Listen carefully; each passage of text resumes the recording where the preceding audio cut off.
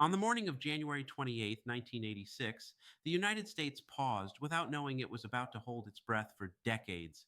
It was supposed to be a celebration of progress, a routine mission, another step forward for a space program that had come to symbolize American ingenuity, confidence, and technological mastery. The Space Shuttle Challenger was scheduled to launch from Cape Canaveral, and millions of people were watching live. Classrooms across the country had televisions rolled in on metal carts. Students sat cross legged on the floor. Teachers stood quietly at the back of the room. Parents watched from living rooms. Engineers watched from control rooms. Astronaut families watched from bleachers near the launch pad. This was not a secretive test flight. It was a public event. That was part of what made it different. Among the seven astronauts aboard Challenger was Christa McAuliffe, a high school teacher from New Hampshire selected to be the first civilian educator in space. Her presence transformed the mission into something more than a launch. It made it personal. It made it relatable. It made it feel safe. Teachers had prepared lesson plans tied to her mission. Students were told they would hear from space.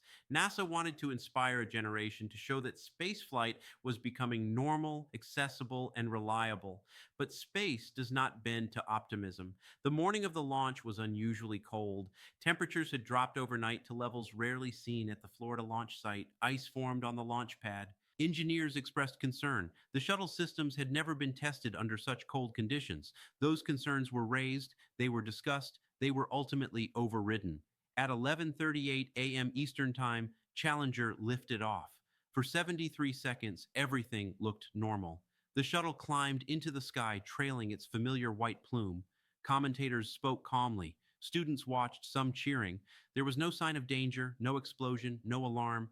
Then, suddenly, the sky fractured. A bright flash erupted near the shuttle. A massive fireball bloomed. Two white smoke trails twisted away from each other in a shape that would become permanently etched into collective memory. The shuttle was gone. For a moment, confusion followed. Commentators hesitated. Some thought it might be a staging separation. Others sensed immediately that something was wrong. In the control room, silence fell. Engineers stared at screens that no longer made sense. The vehicle had disintegrated. All seven astronauts were killed. The images replayed endlessly on television, in schools, in offices, at home. The moment was inescapable. And because so many children had been watching live, the trauma reached deeper than any previous space disaster. This wasn't history, it was happening now. The crew of Challenger represented a cross section of the American space program. Commander Dick Scobie, pilot Michael Smith, mission specialists Ronald McNair, Ellison Onizuka, and Judith Resnick, payload specialist Gregory Jarvis, and teacher Christa McAuliffe. They were experienced, they were trained, they were prepared, they were also human.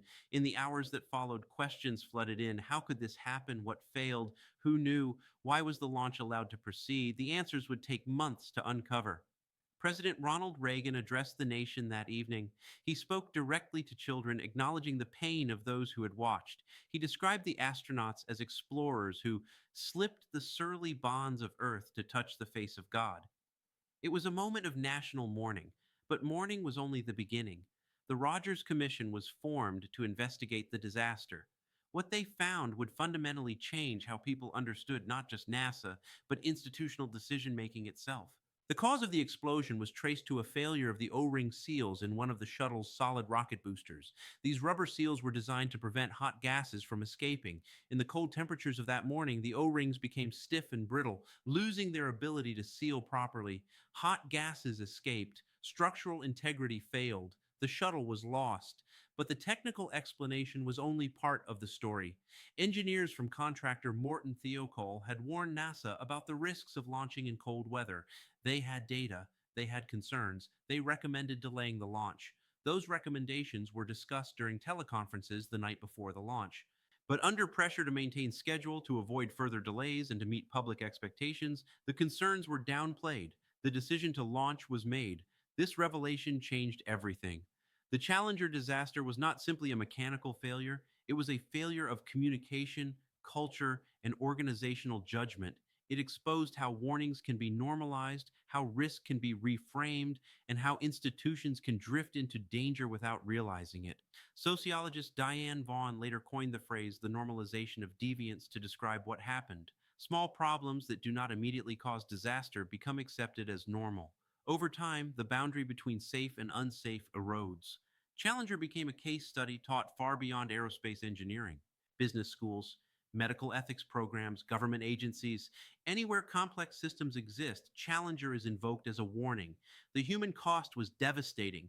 Families lost parents, spouses, children, colleagues lost friends, a nation lost confidence. NASA grounded the shuttle fleet for nearly 3 years. The space program was forced to reckon with its own assumptions about safety and inevitability, and children lost something less tangible but equally important. They lost innocence. For a generation, Challenger was the first moment when technology failed catastrophically on live television. It taught millions that progress carries risk and that authority can be wrong. It also reshaped NASA's identity. Before Challenger, the shuttle was marketed as routine. After Challenger, the illusion of routine was gone forever. Spaceflight returned to being understood as dangerous, complex, and unforgiving. When launches resumed, safety protocols were changed, O-rings were redesigned, decision-making processes were restructured, engineers were given stronger voices, risk assessments became more rigorous, but the price had already been paid. 17 years later, in 2003, the Columbia disaster would echo many of the same themes, reminding the world that lessons learned can fade and that vigilance must be constant. Now, 40 years later, Challenger remains a reference point not because of its technical failure, but because of what it revealed about human systems. It revealed how optimism can silence caution, how deadlines can outweigh data, how institutions can fail even when filled with dedicated people. And it revealed something else. It revealed the power of memory. Those who watch Challenger explode remember exactly where they were, what room they were in, who they were with, the shape of the smoke, the pause before realization set in. Challenger became a shared scar. Yet there is also legacy. The astronauts are remembered not only for how they died, but for why they flew. Curiosity, service, exploration, education. Christa McAuliffe's message to students, I touch the future, I teach, continues to resonate. NASA continues to explore. Astronauts continue to launch. New generations reach for space, but Challenger ensures that exploration is tempered with humility.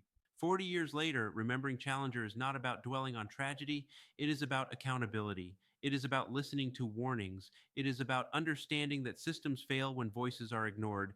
The explosion lasted seconds. The lessons last generations. Challenger reminds us that progress demands courage, but also restraint.